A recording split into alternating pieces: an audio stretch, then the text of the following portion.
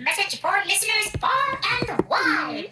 Now's your chance to light up the Brains On universe with a year-end philanthropic donation. Your support will power the incredible podcast's Moment of Am, Forever Ago, Smash Boom Best, and Brains On. Donate any amount today, and you can choose to get stickers and a special thank you message from me, your favorite Brains On Universe fan and alien friend. Do not wait. Jet over to brainson.org/donate. You're listening to Brains On, where we're serious about being curious. Brains On is supported in part by a grant from the National Science Foundation. Sure, my grandma put out cookies and milk. Magic fishbowl, magic fish. Tell me, will I win the meat raffle tonight? Try again later? This thing is useless. Brains On producer Rosie DuPont, what are you doing in the broom closet? Oh, hi, Molly. I'm not Rosie today. I'm the Rose that knows. Future seer, advice giver, freelance stylist, and interior designer. How can I help you? I've got some questions. And I've got answers. Here, take a seat on this bucket. Oh. This broom closet is kind of crowded. Oh, come on. It's my new fortune-telling office. It's full of fantastic tools. Look at this empty fishbowl. It's like a crystal ball. Just put your hand on it and say, "Magic fishbowl, tell me."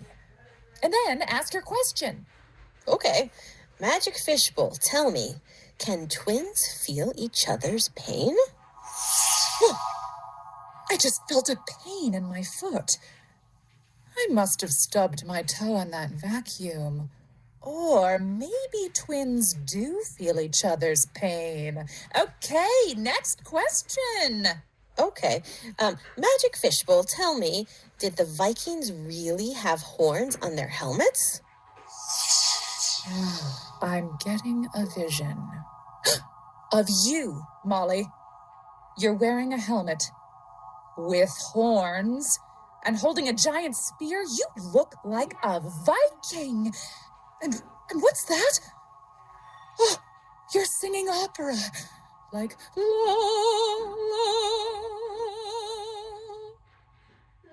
Oh, so, what's the answer to my question?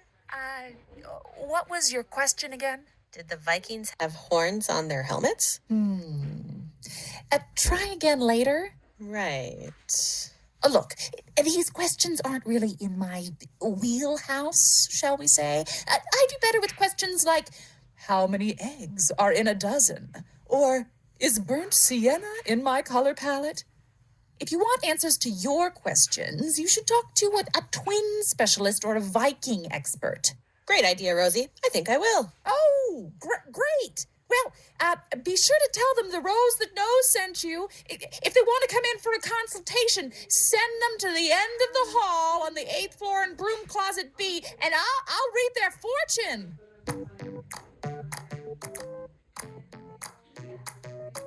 You're listening to Brains On from APM Studios. I'm Molly Bloom, and my co-host today is Meyer from Chico, California. Hi, Meyer. Hi, Molly. So, as you probably know, listeners send us lots of questions, like hundreds a month. So many questions. And we love them so much. We notice that there's a special kind of question that we get every so often, and this kind of question begins like this. Is it true that... We love these questions. Maybe you heard something from your friend or saw something on TV and you wanted to know, is that thing true? And how do we know if it's true or not? That's called being skeptical. It means you don't just believe everything you hear. You question things. It's a great way of staying curious. A few years ago, we did a series of episodes about this called Prove It, where we looked at how journalists and scientists find the facts. You can find links to those episodes on our website, brainson.org. Those episodes answer a few is it true questions too, like, Is it true that ladybugs are as old as they have spots? I've heard that diamonds are the strongest material in the world. Why is this, and how do we know it's true? Hi, my name is Lily and I'm from Phoenix, Arizona. I've heard that coffee can stunt kids' growth. Is that true? Do fish have brains? And I heard they have a 3-second memory. Is that true? Such great questions. You can find answers to all of them in our Prove It series. Go check out those episodes. And if you have an Is It True question, send it to us. What thing have you heard that you wonder about? We love finding answers for you. You can send them to us at brainson.org/contact. Today, we're answering 3 more Is It True questions from our listeners. And the first is it true that twins can feel when the other is sad or in pain? Do you think twins have some kind of connection in their brains? No, I don't think so. Okay. Well, we have someone here with us today who might be able to help us figure this one out. Our intern, Jess Miller. He's actually a twin himself. Hi, Jess. Hi, Molly. I'm Meyer. That's right. I have a twin brother named Thomas. He lives in Virginia, where I grew up. He and I were born on the same day, just 1 minute apart. Are you two pretty similar? Not really. To understand why, let's cover some twin basics. There are actually 2 main types of twins. Some look really similar to each other. They're called identical twins. Identical means exactly alike. And one reason why identical twins can look so similar is that their DNA is almost exactly the same. Oh, I've heard of DNA. It's like a set of instructions for making a body. Correctamundo. Now, it's not guaranteed that identical twins will look the same, but they're more likely to because, like I said, they have very similar DNA. The other kind of twins are called fraternal twins. My brother Thomas and I are fraternal twins. I have curly hair and he has straight hair. He has brown eyes and I've got blue eyes. And even though Thomas doesn't like to admit it, I'm actually a couple inches taller than him. So I'm guessing you don't have exactly the same DNA then? Right. Fraternal twins like us only share half of our DNA, which is about the same as any other siblings with the same parents. And we don't just look different, we act different too. When I was a kid, I liked art and writing. Thomas liked math and sports. So, yeah, even though we're twins, we're pretty different. Jess, we're really lucky to have a twin expert like you here because we're hoping you can help us answer our first Is It True question. Is it true that twins can feel when the other is sad or in pain? Great question. It seems like siblings who are born at almost the exact same time, or who even share the same DNA like identical twins do, would have some kind of special connection, right? So it makes sense that people might think twins can feel each other's emotions. I couldn't remember a specific time when that ever happened to me, but I called my twin brother Thomas to find out his side of the story.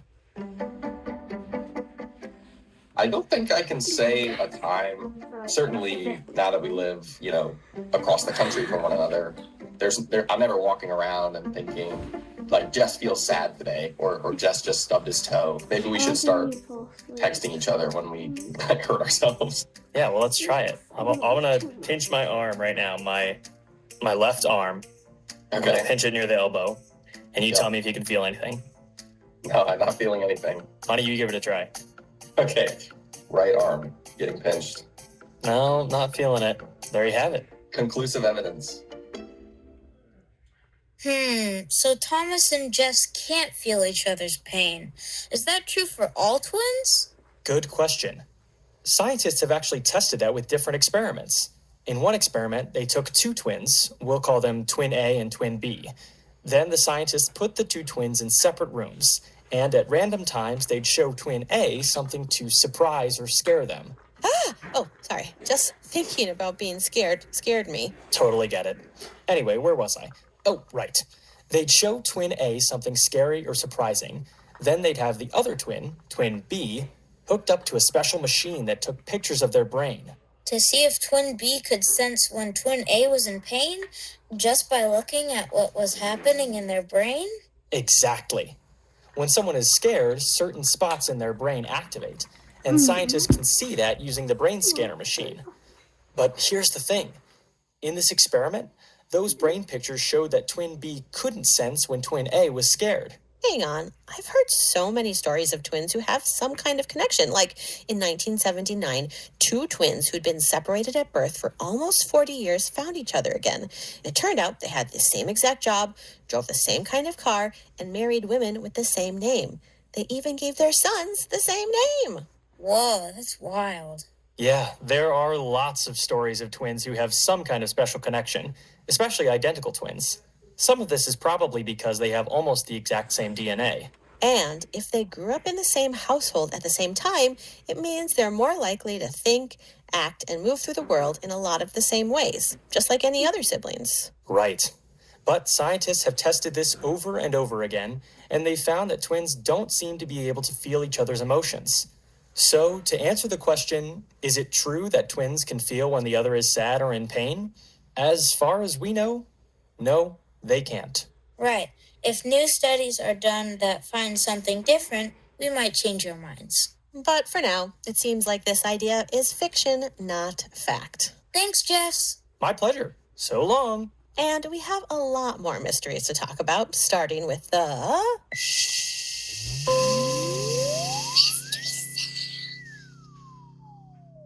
You ready to hear it, Meyer? Yeah. Here it is.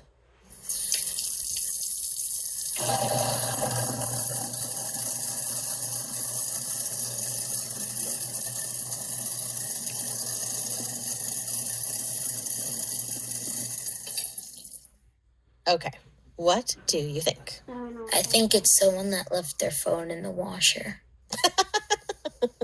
What makes you think that? Because the water and then like the rumbling. Yeah, I definitely heard water too. Or like someone that like left their phone or like put some recording device under like a sink or something. Okay. So it's like near a sink or a wash or something that has water going on. Do you think their phone or recording device is okay after that? Yeah, probably. Okay, phew. Is waterproof or something, you think? I mean, they could do it if they put like plastic wrap around their phone. Ah, okay. Very smart. All right. Let's hear it one more time. I'm so excited.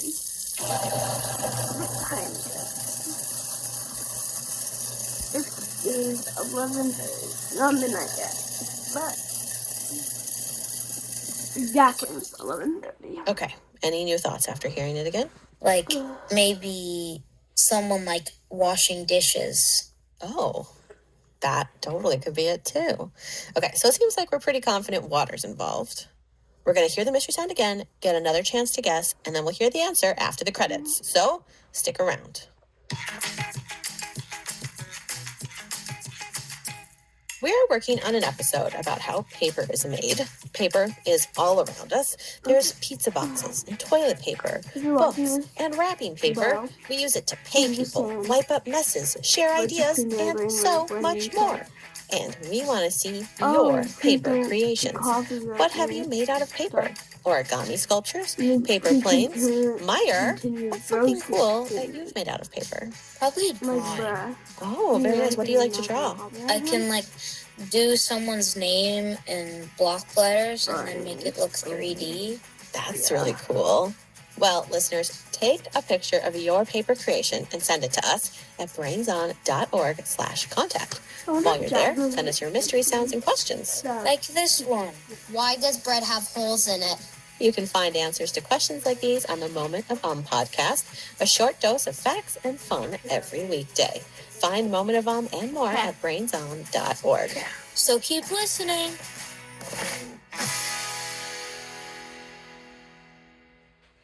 Brains On Universe is a family of podcasts for kids and their adults. Since you're a fan of Brains On, we know you'll love the other shows in our universe. Come on, let's explore. Brains On! I'm their biggest fan. I also love Forever Ago, a fun history podcast for the whole family. Listen, I will play you Forever Ago now. You will love.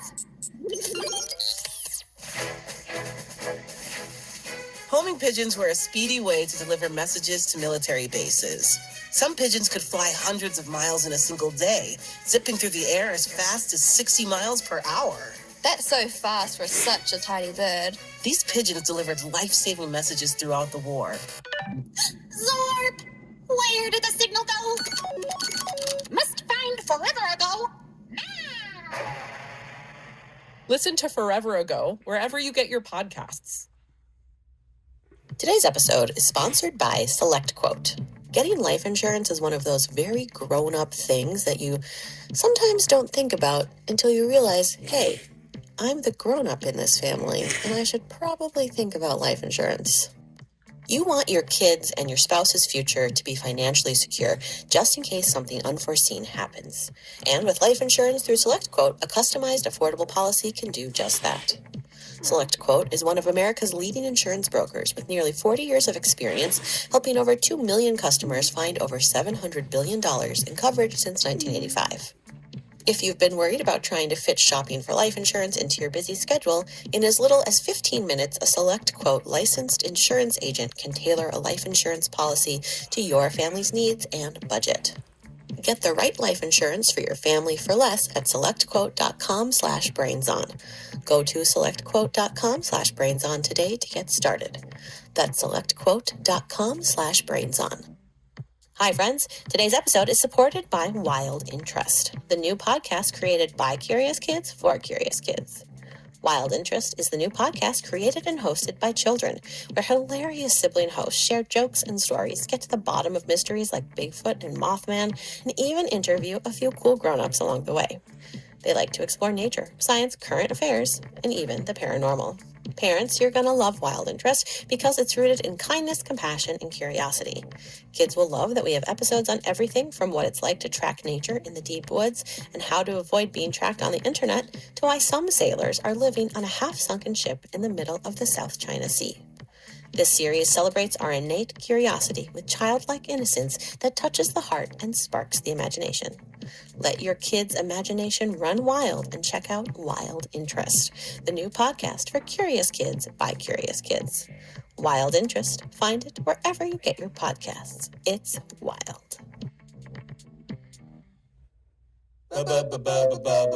Brains on. You're listening to Brains On. I'm Meyer. And I'm Molly. Today we're taking some of the Is It True questions you've sent us and putting them to the test. If you have one, send it to us at brainson.org/contact. We just heard that twins cannot feel each other's pain. Next up, we'll answer a very different kind of question about the Vikings. Vikings were fearsome warriors and skilled sailors. About 1,000 years ago, they dominated Europe and beyond. Viking warriors paddled longboats that sometimes looked like dragons. And they wore helmets with horns. Or did they? Recently, we got this question from Cora in Portland, Oregon. Is it true that Viking helmets didn't have horns? We decided to ask Dr. Heidi Norgard. She's an archaeologist from Denmark. And she knows a lot about Vikings. The Vikings we know today are a kind of a fairy tale that was told in the 1800s. This was hundreds of years after the time of the Vikings, so people in Europe hadn't seen Vikings for themselves. Most people in Europe at the time lived and worked on farms. The steam engine was becoming more common. And people were becoming more familiar with Viking myths and stories. Around the same time, archaeologists were very interested in the treasures they found from the Viking Age. Artists were interested too. They began painting pictures of Vikings with big beards, muscles, and horned helmets. There was even a series of operas that came out called The Ring Cycle, inspired by Viking mythology.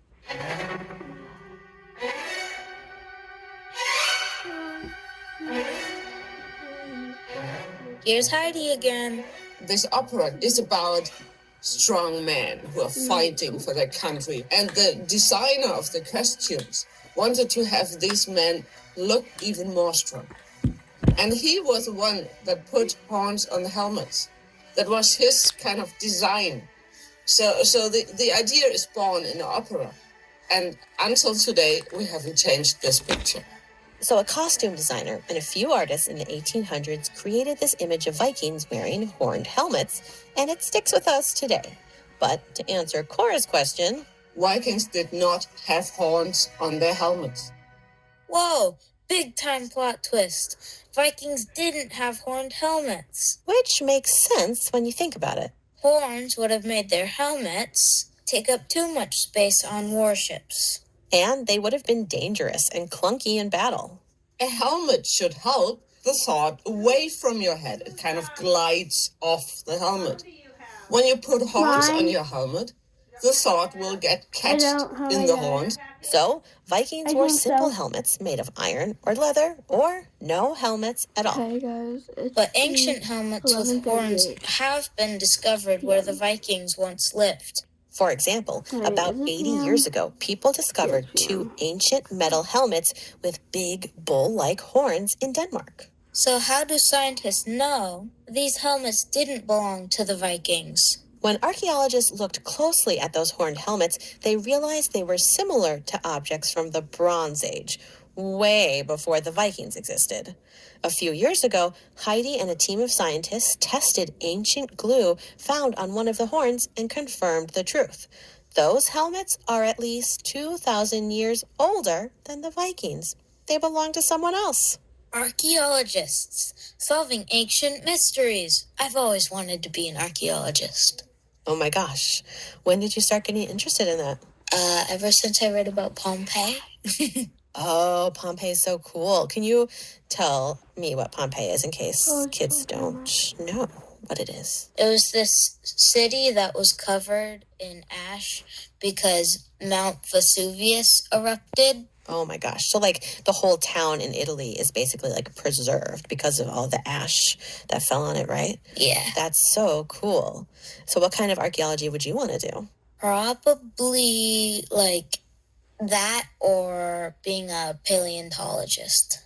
Okay, yeah. So yeah, the difference between archaeology and paleontology is archaeologists study humans and paleontologists study ancient dinosaur stuff and other old animals. But you're interested in old stuff that doesn't exist anymore. Is that because it's kind of mysterious? Yeah. Very cool. Like, what's a question you have about the past that you would want to find an answer to? How old are humans? Like, when did our new, like, species, start existing? Excellent question. Yeah, I can't wait till you're an archaeologist and you find some answers.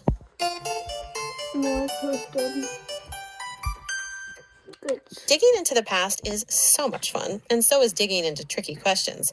Lucky for us, we have one more to answer. My name is Holland, and I'm from Massachusetts.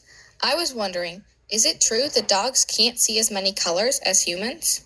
I have wondered if that's true. That's something a young scientist named Jay Knights wondered, too. Let me set the scene. It was the late 1980s. Jay was working in a lab that studied how brains see color. When I would tell people that I work on color vision, they a lot of times would ask me different questions about it. And one of the most common questions people would ask is about what, kinds of colors dogs see. Are dogs really colorblind? Back then, a lot of people thought dogs could only see black and white. But Jay looked into the research that existed, and there wasn't a lot. And the research that did exist hadn't found an answer. The lab Jay worked in had developed a way to test color vision in animals, like monkeys. So, he set out to find an answer about dogs. The way we do it is we start with a question. And, then we come up with a tentative answer to that question. So our question is, do dogs see color? This is how science works. First a question, then a hypothesis. That's a prediction of an answer to your question. We have a hypothesis, it makes a prediction, and then we can test that prediction. So the question was, do dogs see color? And the prediction was, yes, we think they can. And Jay started with a dog he knew very well. My wife and I had a little dog, a toy poodle, whose name was Retina. Yes, retina, like the part of the eye that senses light. Your whole body is made up of cells. You got blood cells, brain cells, bone marrow cells. The list could go on, but we don't need to. You get the idea. Your eye is made up of cells too. And on the retina, that special light sensing part of your eye, are special cells called cones. Humans have 3 kinds of cone cells. cones that sense red light, cones that sense green light, and cones that sense blue light. With these 3 cones, we can see a whole rainbow of colors. When Jay tested Retina the dog, he figured out that Retina's doggy eyes had 2 types of cone cells, ones that sense blue light and ones that sense yellow light, which means they see the world in shades of blue and yellow. Then Jay tested a few other dogs and found these dogs' results were the same as his dog Retina. The data supported the hypothesis. So it seemed like his guess was right, at least based on what we know now. In science, you can never prove something completely, but we do an experiment and then go, okay, our hypothesis so far seems well supported because this is what we would predict. Did he just say science can never prove something completely? He did. That's because scientists are really good at understanding that there's so much about the world we don't know. New technology could be developed that shows us things in a new light. New questions could be asked that give us a new way of understanding something. So scientists are good at pointing out that what we know right now is just that, what we know right now. And knowing something right now doesn't mean we stop asking questions and trying to learn more. Exactly.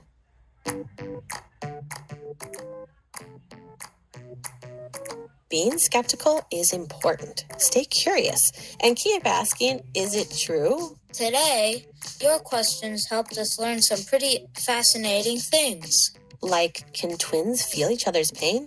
No, even though they may have a lot in common. And the Vikings didn't wear horned helmets.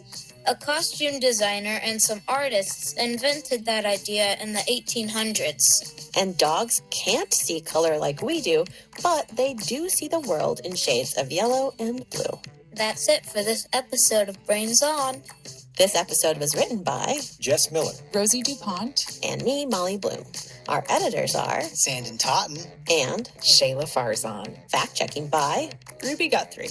We had engineering help from Josh Savageau and Trevor Parks with sound design by Rachel Breeze. Original theme music by Mark Sanchez. We had production help from the rest of the Brains On Universe team. Anna Goldfield. Nico Gonzalez-Whistler. Lauren Humpert. Joshua Ray. Mark Sanchez. Charlotte Traver. Anna Weigel. And Aaron Woldeselassie. Beth Perlman is our executive producer, and the executives in charge of APM Studios are Chandra Kavati and Joanne Griffith. Special thanks to Mrs. Miller, Lisa Hutton, and Oliver Hutton. Brains On is a nonprofit public radio program. There are lots of ways to support the show. Subscribe to Brains On Universe on YouTube, where you can watch animated versions of some of your favorite episodes, or head to brainson.org. While you're there, you can send us mystery sounds, drawings, and questions. Okay, Meyer, are you ready to hear the mystery sound again? Yeah. Oh, yeah. Okay, let's hear it.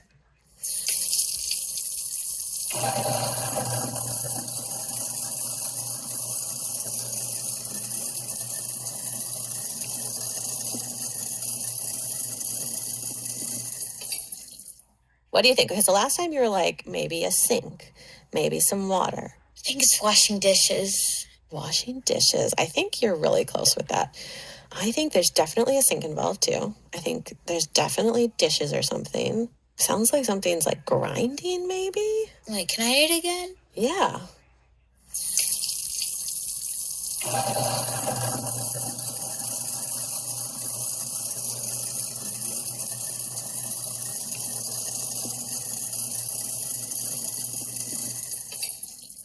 It's a garbage disposal. It does sound like a garbage disposal, like in the sink. Because you have to run the water while the garbage disposal's going. Yes.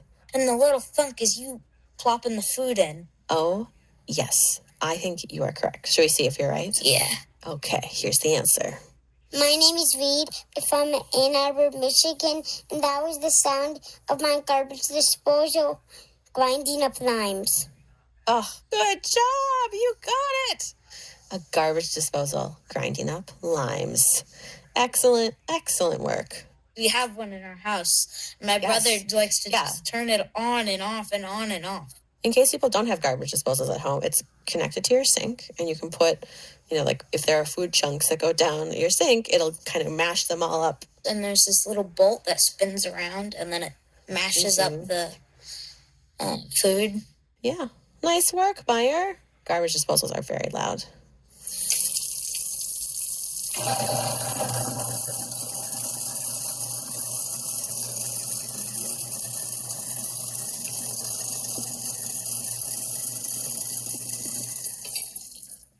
Now it's time for the Brains Honor Roll.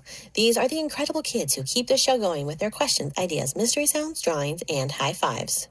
Ronak from Bowmanville, Ontario, Janine from Taipei, Taiwan, Felix from Cedar City, Utah, Asher from Remington, Virginia, Elio from Brooklyn, New York, Theodore from Brisbane, Australia, Gray from Charlotte, North Carolina, Johanna from Surrey, British Columbia, Bobby from Scarborough, North Carolina, Susie from Hobart, Australia, Lucy and Teddy from Barcelona, Henrik from Minneapolis, Sage from Oakland, California, Oliver from Montreal, Alila from Nashville, Kayla from Basking Ridge, Azalea from Nevada, Inca from Melbourne, Australia, Curtis from Buffalo, New York, Juliet from Minneapolis, Lucia from Bloomington, Indiana, Ella from Westlake Village, California, Hayden from Melbourne, Australia, Freya and Mira from Deerfield, Massachusetts, Amelie and Miles from Jervis, Belgium, Annabelle and Graham from Iowa, Astrid from Victoria, British Columbia, William from Masterton, New Zealand, Leo from Linwood, Washington, Aspen from Anchorage, Alaska, Amira from Lincoln, Nebraska, Jada and Jackson from Brookline, Massachusetts, Emma from Indonesia, Seth from Issaquah, Washington, Asher and Audrey from Arlington, Texas, Isabella from Miramar, Florida, Gracie from Knoxville, Tennessee, Nicoletta and Lucas from Fort Worth, Texas, Alita from Washougal, Washington, Joey from Bronx, New York, Abigail, Madeline and Clara from Berwyn, Illinois, Julia from Maplewood, New Jersey, Ezra from Ellensburg, Washington, Mark from Seattle, Alden from Brookline, Massachusetts, Quentin from Jackson, River and Piper from Nashville, Ella and Kia from Sunnyvale, California, Jacob and Sadie Mae from Fowler, California, Finn and Eamon from Minneapolis, Isla from Caledon, Ontario,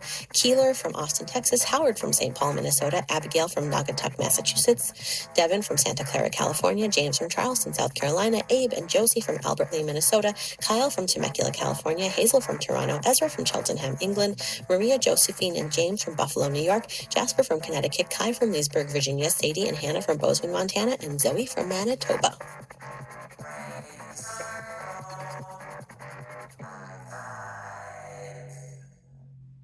We'll be back next week with a mystery sound extravaganza. Thanks for listening.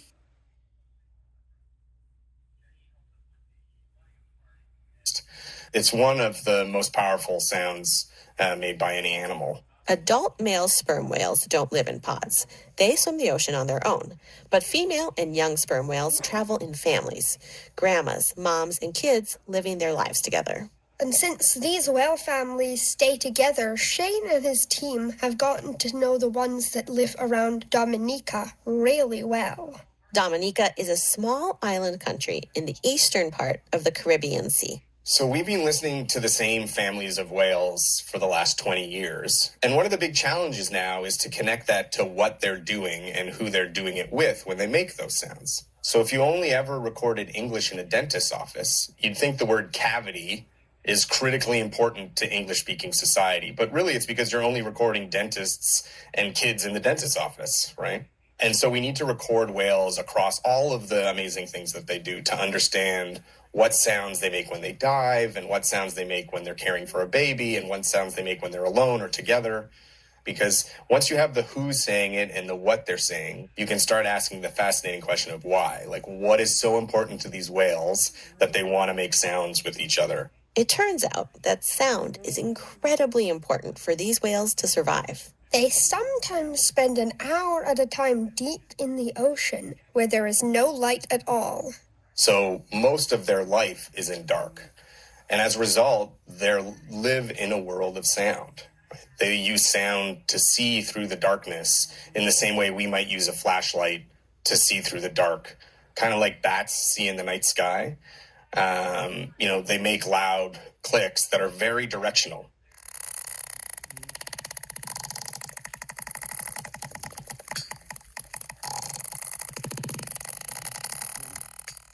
They mostly are pointing those clicks straight ahead of them, and then they listen for the echo as it bounces off things. So they use sound to find food. They use sound to swim around in the deep ocean without bumping into things.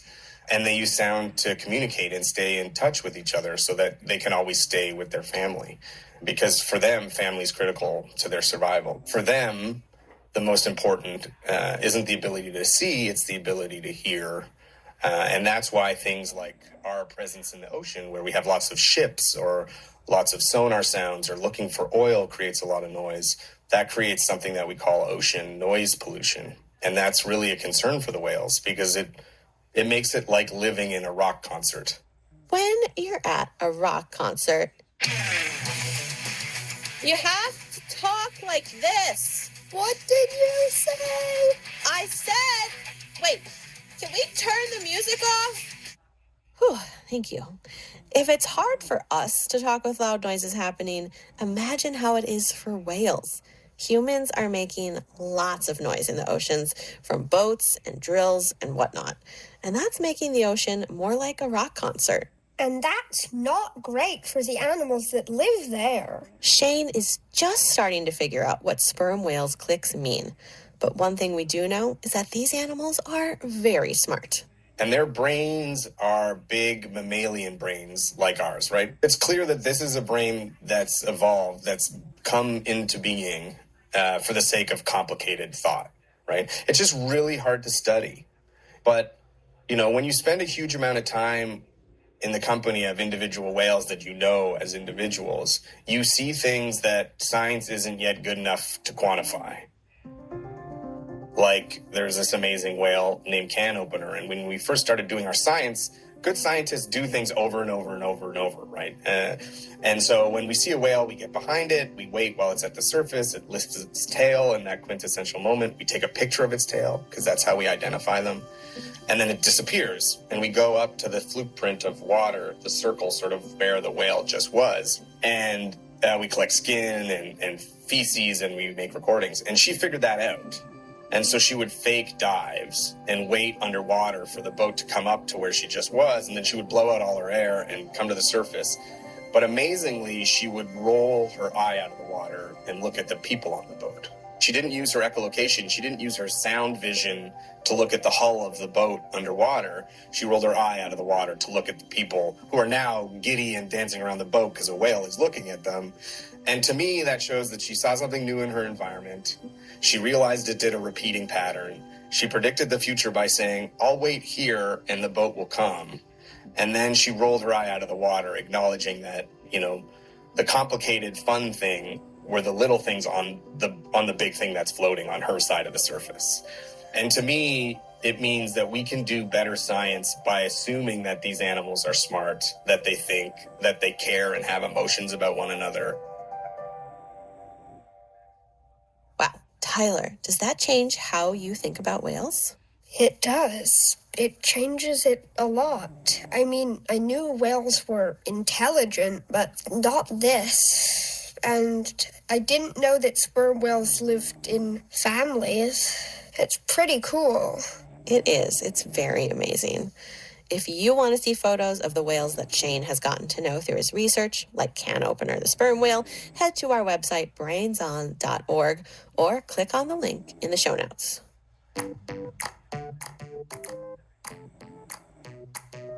There are two types of whales in the world, toothed whales and baleen whales.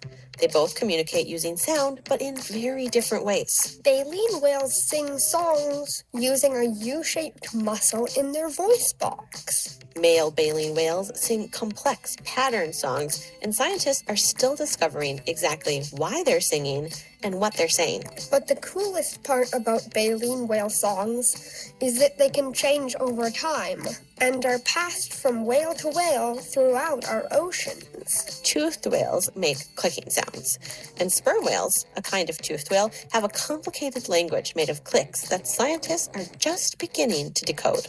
That's it for this episode of Brains On. This episode was written by Charlotte Traver and me, Molly Bloom.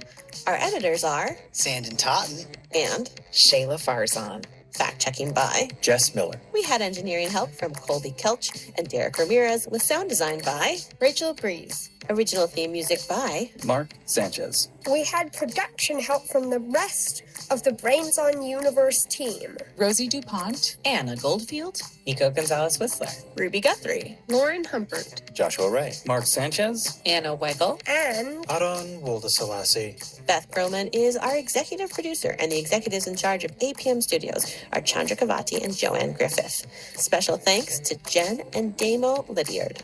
Brains On is a non-profit public radio program. There are lots of ways to support the show. Subscribe to Brains On Universe on YouTube, where you can watch animated versions of some of your favorite episodes. Or head to brainson.org. While you're there, you can send us mystery sounds, drawings, and questions. Okay, Tyler, are you ready to listen to that mystery sound again? Yes. Awesome. Here it is.